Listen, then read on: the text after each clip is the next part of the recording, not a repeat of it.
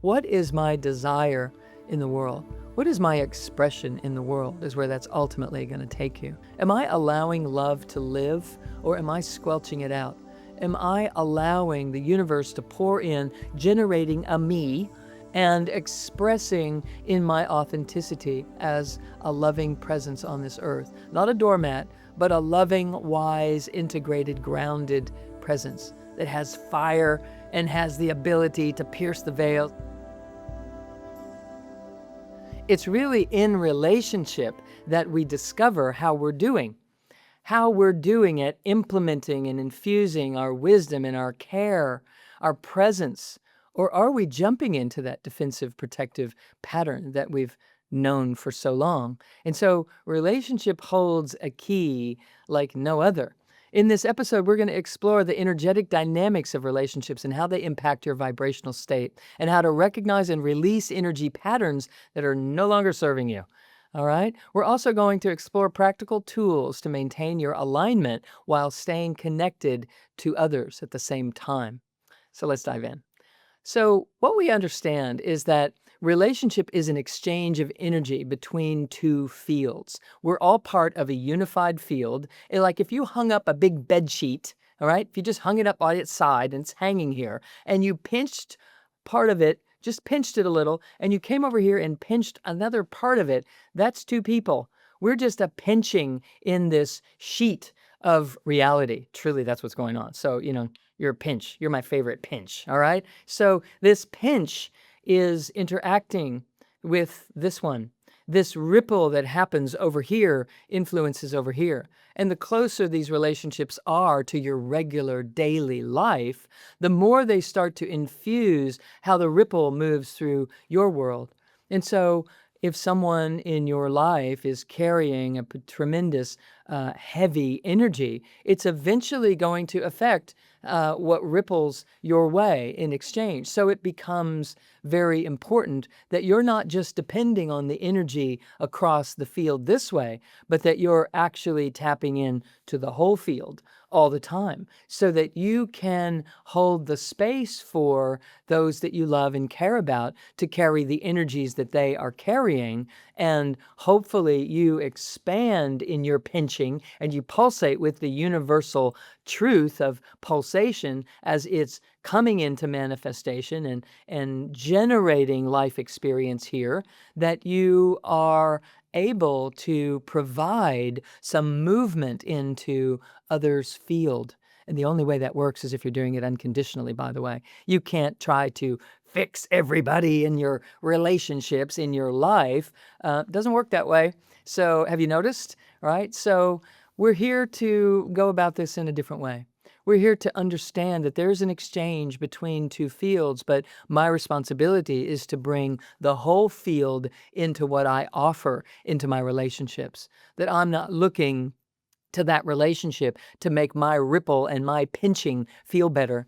I'm looking to that relationship to share what I'm discovering about the whole big sheet, the whole big field that is operating in such an expansive and beautiful way. So imagine that sheet and the pinchings that are on it is hanging on a clothesline outside, and there's this beautiful, gentle breeze just moving it ever so subtly. But that movement is beautiful, and it is loving, and it's the richness of life. It's life itself. And if you're aware of that gentle flow that's happening, you bring it into your pinching consciously, and you emanate that into your relationships. So something to imagine, something to think about, something to feel into, I hope, because when you do, your relationships are going to change. Your energy field interacts with others in a dynamic that can either uplift or drain you. And this is the way that you keep it from draining you. You stay attuned to, aligned to, aware of a greater field of energy than just what's happening in the visual sense, in the essence in between the two of you, or your relationship with a team of people, or your relationship with money, or your relationship in general with life and who you perceive yourself to be. Our responsibility is to be the captain of that, the master of that, the one who's the alchemist coming in and infusing this energy into everything around us, everything we're doing. So it takes our attention from you need to do this so that I can feel differently. It changes it into, hey, I'm free and I'm happy to share my freedom with you and I'd love to. And the only way that can be authentic is if we dig into some of these ideas and embrace them for ourselves. So if we just take these two people, if those two people are aligned and their energy fields resonate and then they amplify each other. And when there's a misalignment in that frequency, we feel tension, we feel disconnection, we feel energetic depletion as we try to figure it out and change it. And the best thing to do is to remember the whole sheet and that you're a part of that. You're just a pinching in this big sheet and you're breathing with the joy and the possibility because the nature of that sheet is infinite creative energy. So you're never without solution. Now, maybe you can't figure out how to change that relationship. Maybe you're not supposed to. Maybe you're just supposed to get to know who you are more and more and more. And perhaps by being in your field, it will change the dynamic of that interaction. And if it doesn't, you're able to restore your attention and restore your desire and be fulfilled by receiving from the greater field. This is what is responsible stewardship in the world, and it is how we change our expectations of relationships. And if we change our expectations with relationships, the relationships improve. Because expectations are one of the things that box a relationship in. It's like taking that little pinching and just putting it in a box and not allowing it to receive its own creative essence and to become who it and what it's supposed to be, the person, the people, the relationship itself. So it's such a beautiful thing when we start to recognize how this works and what we can do to improve upon it. And so we don't have to experience energetic depletion. We don't have to want to get away from someone because of the density that you perceive in their field. Their field may be growing and developing and awakening in its own way. But if it's in a different order, if it's working with different aspects of the whole spectrum than you are, the energy can feel dissonant. But if you're careful not to judge it as good or bad, if you're careful and caring enough to allow the other person to disentangle their own stuff as you are disentangling yours, but perhaps in an opposite order, then we realize that there's no one that's wrong here. That everything that is happening in a divine order. And if we're going about it in an opposite order, it's actually better practice material for each of us to develop compassion and unconditionality and allowance for everyone to believe in what they believe in, for everyone to approach their own healings in the ways that they do. But what I know is true for everyone is the more expansive and non-judgmental and unconditional we can become, the better the benefit for self and all. And of course, every relationship, every overlap of that is going to improve along the way. So when you honor your own needs, if you will, or boundaries, if you will, and I don't ever think that way, really, in terms of needs and boundaries, but a lot of us do. What happens is we create a foundation of stability and love that radiates outward. I look at it as when you honor your true nature, it fulfills what would become your needs.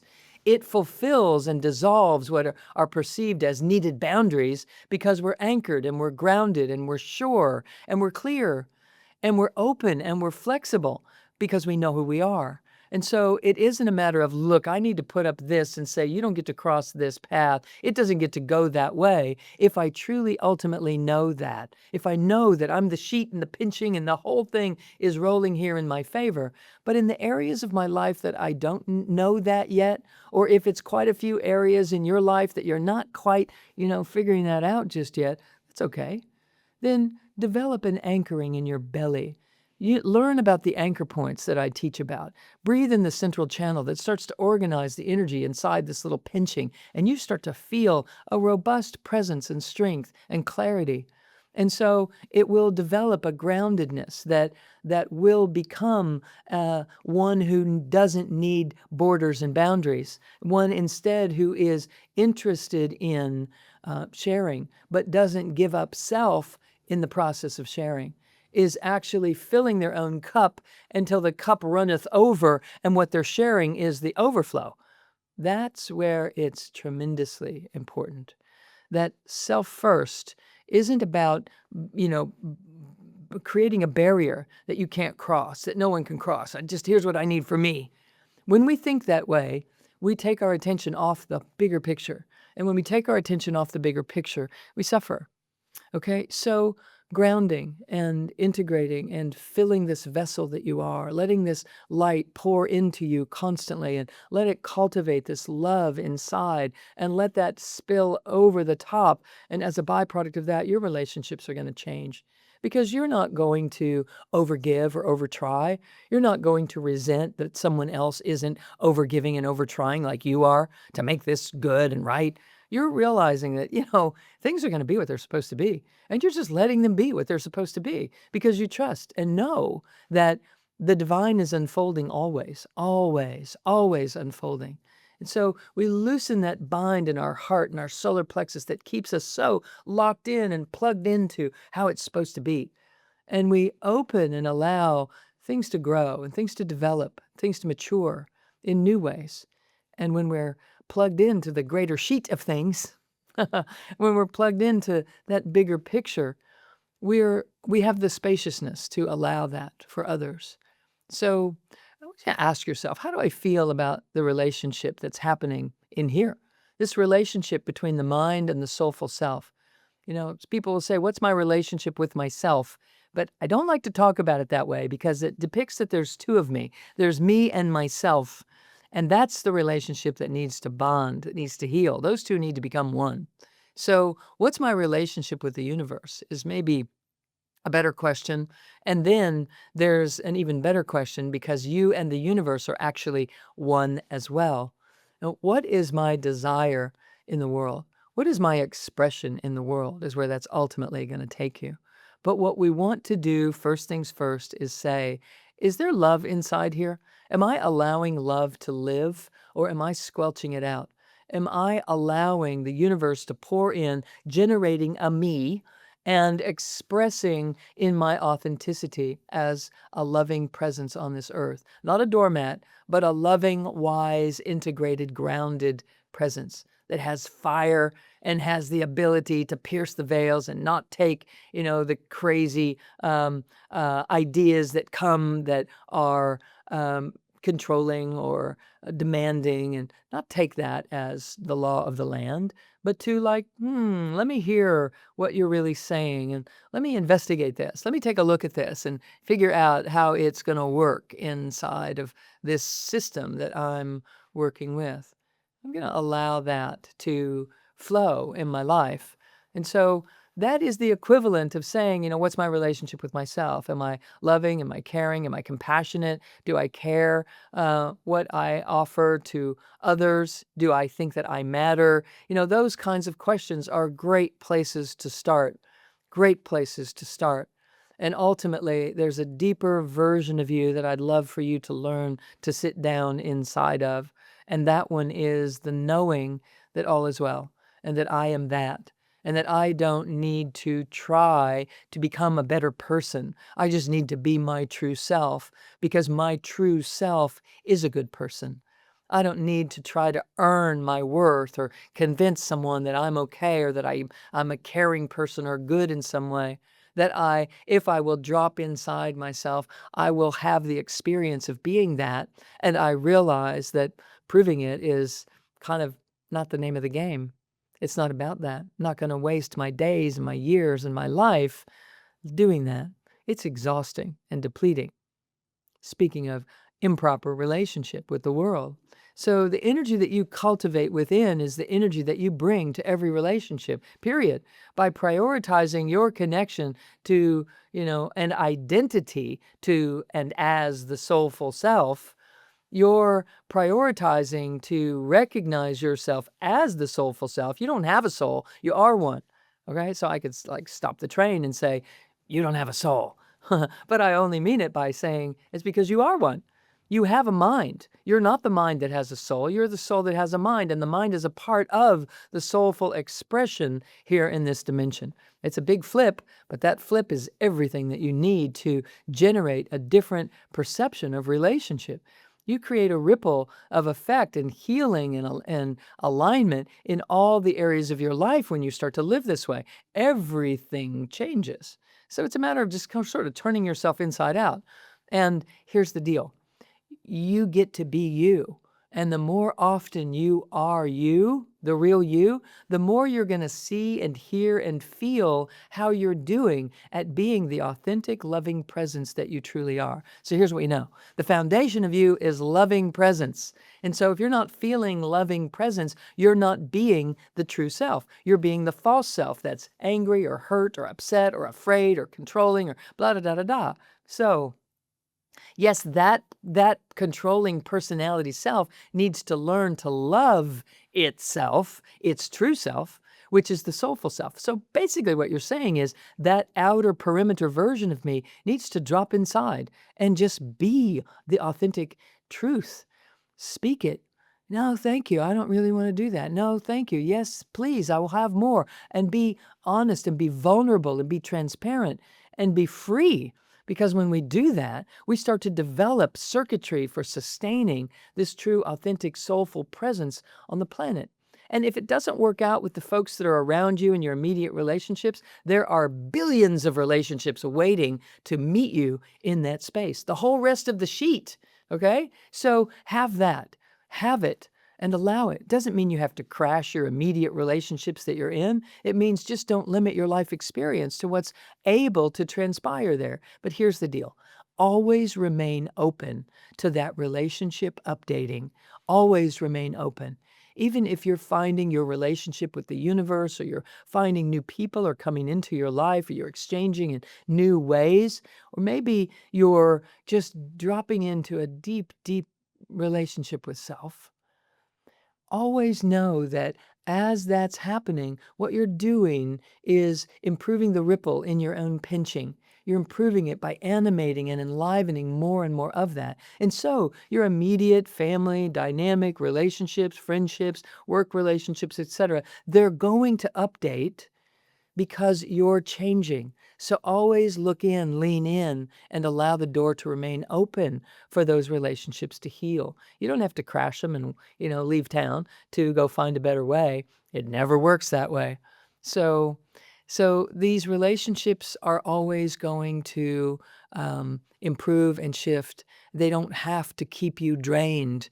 They can add to your life expression if you let them in the proper order of things.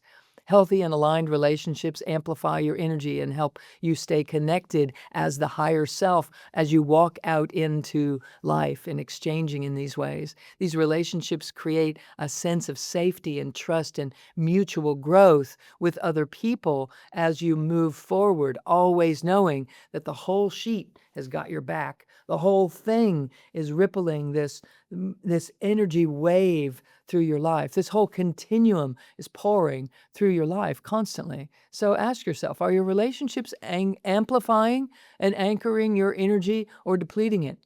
And get this, that's up to you. It's not about getting better relationships. It's about getting better at relationship. Okay? So have that. So recognize that unhealthy attachment patterns can keep you stuck in the low vibrational states and keep you demanding that the other penching make life better for you. It keeps you locked into a smaller reality, and you think that the person or people in the household that you live in, or in the regular life dynamic of your workplace or your interactions and your friendships and so forth, we begin to believe that that's in charge of everything, and that we need these people and places and things to be a certain way to be okay. That's a false identity. It's a limited belief about yourself. It's a world that doesn't serve you. It's a box that you're living in. Inside a pinching, you've put a box around yourself.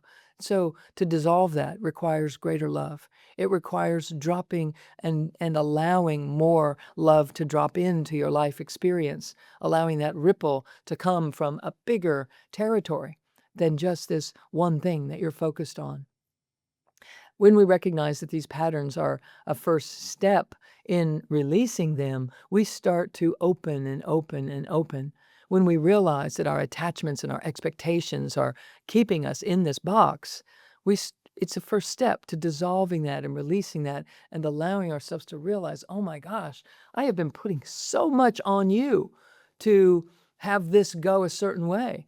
I don't need to do that. I haven't discovered the whole of me, the wholeness of me, all these years that I've been expecting that of you. And so when that starts to happen, everything starts to open up. And we're living in an entirely free, boundless reality. Boundaries are a way of disconnection. It is. When we set them without knowing the truth of who we are. But when we drop into the true, full, soulful self, we have a distinct ability to sense and feel that doesn't really work for me. Thank you, no. This is what I'm all about, and I'm going to be free in expressing that. Now, that's not a boundary, it's an ability to make distinctions. It's an ability to make distinctions. And so I just want you to be careful that when you draw up boundaries, you tend to subconsciously put up a wall. And it's not your true nature, but your true nature is to be grounded and centered and organized in a way that allows you to freely explore and share without walling things off. So if there's someone operating in your life that is doing things that are out of your ethical context, if people are, pushing themselves into your world or doing things in ways that are completely out of bounds for you, then I can certainly empathize with this immediate need to draw a boundary. So do. But don't keep the wall there. Just lean into it by communicating into what you need and what is happening here and how you're able to express freely in your life gets honed and refined in those exact moments. I've seen patients and clients and students over the years draw up boundaries and end up isolated and alone and afraid and withering inside of the the the wall that they built to keep themselves safe. What we need to do instead is know our way home. Then we don't have to have a fence around the yard. We know our way home. And that is through the anchor points that I teach and the central channel breathing that I teach. And so do learn those. Do learn those so that you're not protecting and guarding yourself. You're dissolving this reality that needs protection. Protection is existing in a world of duality. It is a world of duality in which we draw the conclusion that I need to guard myself and protect myself from that. And so what happens instead is we learn to share our energy, but in a grounded and an ability to make distinctions about how things are going to go. And you'll be guided into how to operate inside of relationships because of an energetic felt sense of self that gets cultivated. You know when something is vibrating in a way that resonates with you and when it's not. And rather than make up a big thing about it, you just walk right into what serves and what is aligned and what does work for you. In this way, you will never close your heart. And so by doing so, you stay alive and you stay robust and you stay engaging and you heal the tendency to think you need to retract and withdraw and hide. I used to live there. I used to live in a world that I would overgive or overdo, and I would find myself unable to go to work. I would have to stay home unexpectedly, often in my clinic, in my practice, because I had to draw a boundary and shut the doors and go back and rejuvenate and replenish. And I'm inviting you to discover another way. And when you're tethered in your core and you're truly in the body, which is what I'm teaching all across Morter Institute, embodiment, when you're actually there, you know when you're overgiving, you know when you're overtrying, you know when you're not giving enough, you know when it's time to lean in, you know when someone else is pushing themselves into your world, and you know how to say thank you no in real time, and you know how to say, yes, I'll have more of this, please, thank you very much, I'll participate. And what happens is you show up as the creator of your life, not the protector of your life. It's a very different reality. And so I invite you to explore that in your own lives. So breathe deeply in your heart space and stay grounded and aligned. Breathe deeper, deeper and deeper in your body. Every day, discover a way to breathe more deeply. Do so by breathing low in the body and by breathing slow in the body. If you'll trickle little energies in, little by little by little, what will happen is you will find yourself embracing and softening and opening, and a sense of peace will be through your body. And when that happens, you're dialing into this very frequency that I'm speaking about. Learn about the anchor points, as I've mentioned a couple of times, and pause throughout the day to assess your field and realign and make sure that you're inside your body and that you're actually breathing in your belly, and allow this sense of a field of energy around you to be nurtured by your awareness out of the corner of your eye on a regular basis. It will uplift you and support you in ways. Focus, of course, on energies of appreciation and gratitude for the relationships as they uplift and support and teach you. All relationships. Don't just think about the good ones, because all relationships are good. All of them are showing you how you're doing at actually aligning with the bigness of your being. You are such a big being, it isn't about protecting you. It's about aligning and making distinctions on how you express and exchange in the world. That's what we have to break. That's the seal that we have to break and get into a bigger version of who we are. So, of course, gratitude and appreciation for all relationship and how it's teaching me and aligning me and showing me the degree to which I am accepting the bigness of my being and the degree to which I am rejecting it, the degree to which I am suppressing it and pushing it away, or actually stepping into those shoes and walking a few steps in them, being inside that skin, being inside the thought process that actually allows the bigness of life, the beauty of life, the abundance of life to move through this self and into this self's relationships that it is creating. So it's a big topic, but you're a big being, and I know that you can handle it. And I know that you can embrace more and more of the bigness of you as you drop in, breathe deeper, breathe slower, exhale into the earth. And when you inhale, draw up the beauty and the bounty of the magnificent support that Mother Gaia, Mother Earth, Mother Nature is breathing up into your system all the time. And always allow this light to pour into you as this liquid light that is golden and an essence that is pure and rich and real and true. And let all of this combine inside your system. Because when you're breathing from overhead and you're breathing up from deep in the core molten lava of the center of the earth, what happens inside of you is the bigness of your being is birthed. And then your relationships change as a byproduct of that. And they start to reflect that back to you.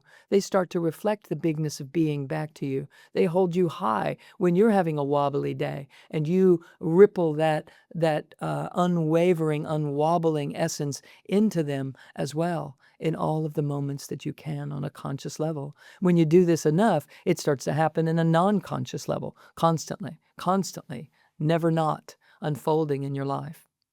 So thank you for spending time with me today in the Art of Awakening podcast and blending science and spirituality to empower you to create a life that you truly love living. And remember that relationships are powerful, energetic exchanges. They're the feedback that we've been looking for. Approach them as feedback to training you to uplift your awareness, the bigness of being, instead of trying to change them and force them into some version of life that you thought they were supposed to be. Let them serve you and you will serve them as a byproduct of that. By staying aligned and grounded, you can create connections that amplify your energy and support your highest self here on Earth, right where it's wanted and needed. So please subscribe and share this episode with someone that you care about and allow us to grow this community even more around the world.